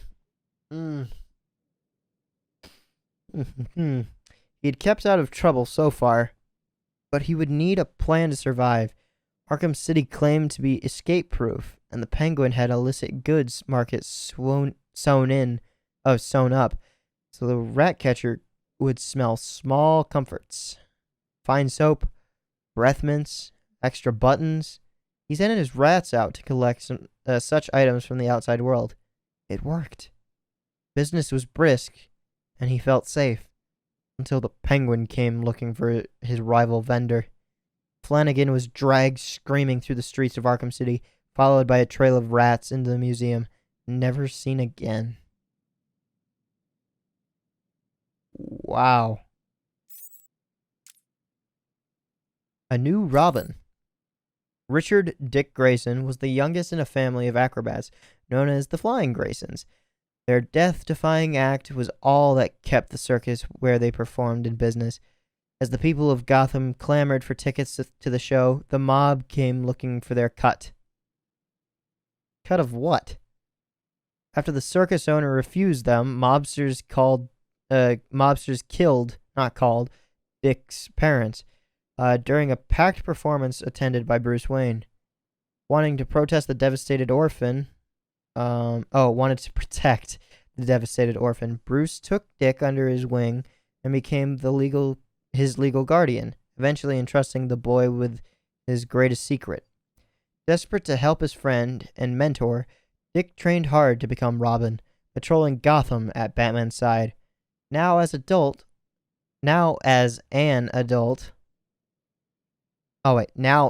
Jesus Christ, Dick fights crime on his own as the vigilante known as Nightwing. Scarecrow. No one has seen Jonathan Crane, aka the Scarecrow, since he was attacked by Killer Croc in the sewers below Arkham Asylum. Dude, he's fucking eaten. He ain't coming back. Some say he escaped certain death by dragging what was left of himself onto a Titan container floating out to sea, while others believed he was eaten by Croc. There's no way that he couldn't have. Well, then again, how is this mask here? Undeterred, Batman has spent months searching for Crane, refusing to believe that he is dead. If Crane is out there, plotting his revenge on Batman, then Batman knows Gotham will never be truly safe. Okay, if Batman thinks that he's still alive, then he's still alive. Buried on a Sunday. On a dark and stormy night in the late 19th century, a merchant named Cyrus Gold was murdered and dumped into the swamps near the emerging Gotham City. As the body sunk into the pit, he was exposed to an unusual chemical in the swamp, which miraculously reanimated the merchant.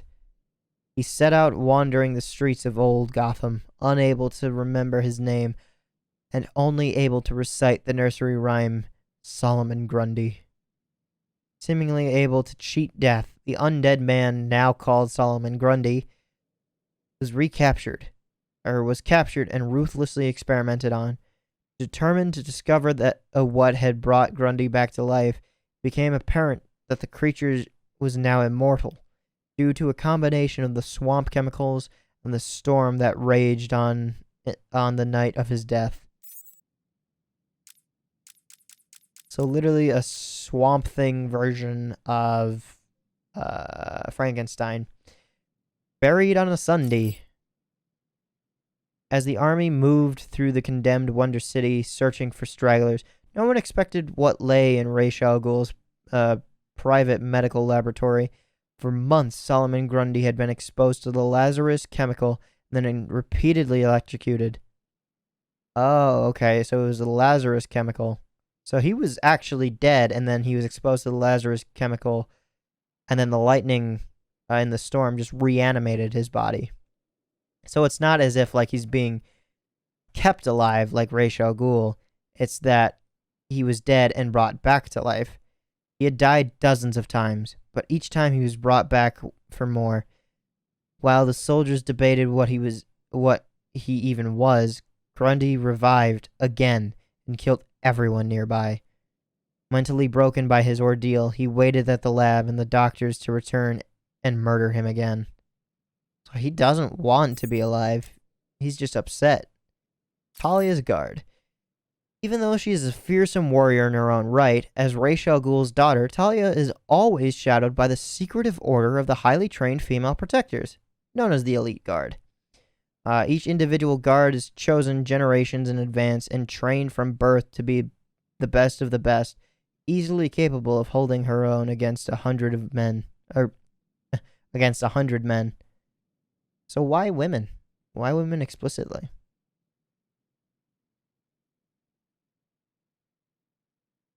Are they like meant to be like body doubles for Talia? Maybe. Brokering deals. Sherman Fine, aka the Broker, has carved out a lucrative business in Gotham City by being the go-to guy to purchase property. Mainly hired by the criminal underclass, Sherman will find and arrange all the necessary paperwork to ensure that the deal will go untraced while providing exactly what the client needs. In the past, he has purchased rooms on behalf of the Great White Shark, Mr. Zsasz, and the Joker. My God. When planning his revenge on Batman, the Riddler took advantage of the Broker's services to secure the buildings that would later house his challenges. Oh, gotcha. My throat is really starting to hurt now.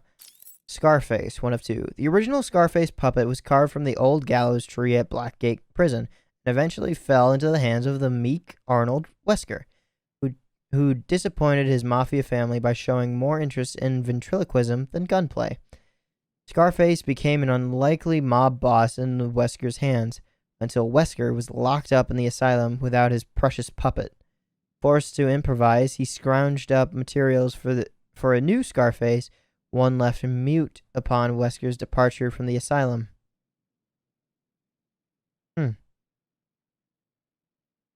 So which Scarface is this one? When the Joker took over Arkham, he discovered Scarface in lockup and took a liking to the puppet. Scarface quickly received a garish repaint and a new voice, complete with a demented laugh and a twisted sense of humor. So, wait a minute. So that was the second one in the crib for Harley Quinn, right? So this is the original one that was... I'm confused. Scarface 2 of 2. When Batman shut down the Joker's riot at Arkham Asylum, it seemed the relationship between the newly demented Scarface puppet and the Clown Prince had ended, until one of Joker's old henchmen, Muggsy Binks, showed up at the steel mill in Arkham City. He'd rescued Scarface from the old asylum, knowing it would buy him favor with Joker, and Muggsy was skillful enough to make a dozen more copies, freeing the Joker to mutilate any puppet that failed to amuse him. After all, another Scarface could quickly be built up for him to laugh with, abuse, and then break into pieces.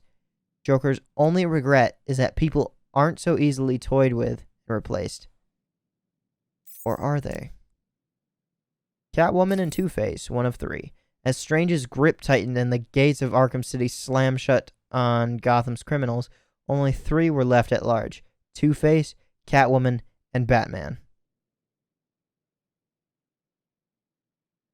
Huh. So Batman is technically a criminal? Well, yeah, he's a vigilante. Catwoman sat... I'm more interested in how Bruce Wayne ever got into here. Catwoman sat in her apartment, debating whether to flee when her phone rang. On the other end, the unmistakable voice of Two-Face. Sorry, kitty cat. One of us has to go down. I'm trying to do a voice, but I can't remember it. Suddenly, tiger guards were at her door. Fleeing, Catwoman fought her way through guard after guard to the safety of a nearby roof. She could only watch as the guards ransacked her apartment until they found her safe.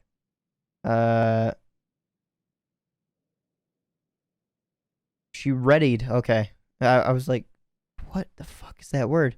Readied. She readied her claws, but a shadowy figure appeared behind her and held a gloved hand over her mouth until she passed out. Catwoman and Two-Face, 2 of 3. Catwoman came to in the Batmobile as it raced through the streets of Gotham. She angrily told Batman that he should not have gotten involved. Batman told her to give up on her loot and leave town before it was too late. Undeterred, she asked how Batman knew so much about Arkham City. He explained that he had found a secret room in Sharp's office back at Arkham Asylum filled with detailed plans for the new prison complex. Okay, gotcha. Catwoman thanked him and pressed the emergency eject button on her seat. The Batmobile screeched to a halt, but it was too late. Catwoman had disappeared, and Batman knew exactly where she was headed. Catwoman and Two-Face, 3 of 3. Two-Face was already in the warden's office in Arkham Asylum, photographing the plans to the secret vault inside Arkham City. As Catwoman burst into the room, Two-Face laughed as he tossed the originals into the fire. Furious, she knocked him to the ground, grabbed the camera, and ran. With seemingly no escape for either of them and the tiger guards alerted and closing in fast, Catwoman was suddenly pulled to safety by Batman, leaving Two-Face to be captured. As Catwoman ascended, she opened the camera to reveal her prize only to find the memory card had vanished. She looked down on Two-Face, who was showing her the card, before calmly swallowing it.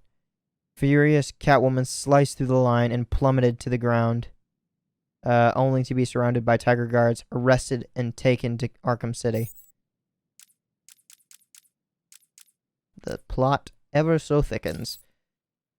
After disagreeing... Oh, Tiger is in the city. After disagreeing with Commissioner Gordon over the policing of Arkham City, Quincy Sharp announced that the private firm had been commissioned to provide total security solution. Tiger. Unknown to everyone but Hugo Strange, each Tiger operative was profiled and implanted with a post-hypnotic suggestion that made them unquestionably loyal to him and him alone. Okay, yep. Vicky Vale. When Vicky Vale first interviewed Quincy Sharp just days after the events of Arkham Asylum, she felt something was wrong. Sharp's later appearance on the Gotham Nightliner show that she co-hosts confirmed her suspicions. Convinced that Sharp was not the hero he made himself out to be, Vale pressed him for answers, and he became confused, struggling with the facts. As she moved in for the journalist kill, she was shocked when Sharp suddenly regained his composure, answering all her questions with authority. It was as if he had suddenly spoke with someone else's voice. Whatever was going on, Vale became even more determined to uncover the truth. Wonder City, 1 of 3. Over a century ago, the mysterious Ra's al Ghul arrived in Gotham City and met with the Gotham elders.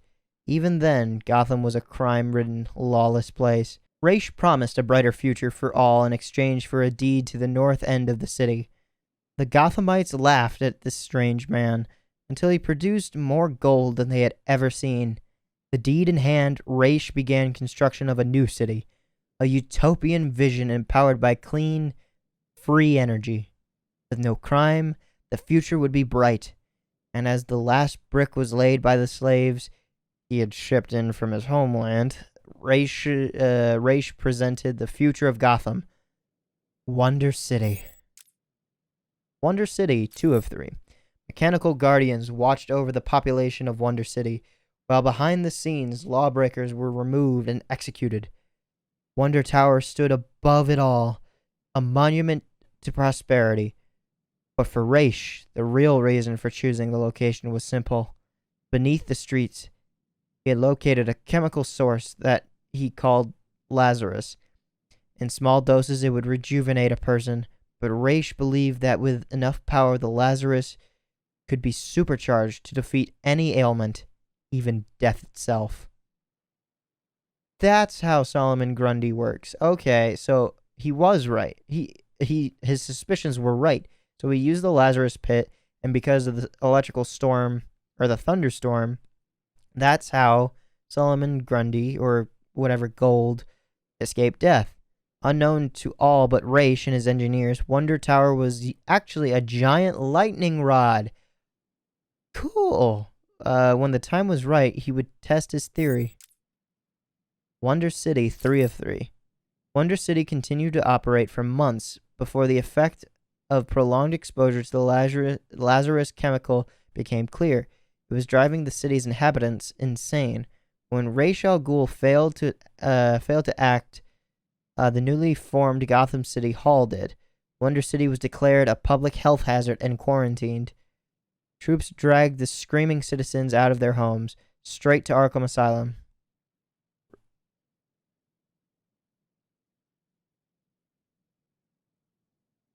Oh.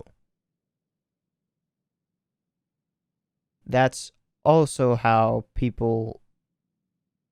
That's more so how people ended up actually insane in Arkham Asylum. Ra's al Ghul disappeared. As Gotham reached into the sky, new neighborhoods were built over Wonder City until the site was all but forgotten. Some years later, Ra's returned in need of his old Lazarus pit. As his forces began the mining process, the streets above collapsed, but Ra's forced them to keep digging. And finally, oh, what a way to end the payphone killer. Okay. At first, it was just missing people. Last seen near payphones, but then the bodies started to appear, mutilated and posed. Stories of a payphone killer spread fast. As the sound of ringing phones haunted the streets, Mr. Zsasz smiled. Hiding in a lair he'd purchased from the broker, he monitored an array of surveillance cameras pointing at each payphone in Arkham City. As each victim answered his call, he acted fast, following them, tracking their movements, and then, when the time was right, killing them. It was perfect. He knew one day that he would see Batman holding that phone, and then he would be able to carve his final mark. Okay, but how does he call out to a payphone? Is that an actual thing that people can do? I've never understood. Oh well. That is everything. And that is Batman Arkham City. Exactly like Batman Arkham Asylum, I am done here. I do not want to do any of the challenges. I got to experience everything that I wanted to, and I completed the game my way. And I'm happy. I am so, so happy. So for now, I'm leaving you with one final message, and that is, have a nice day.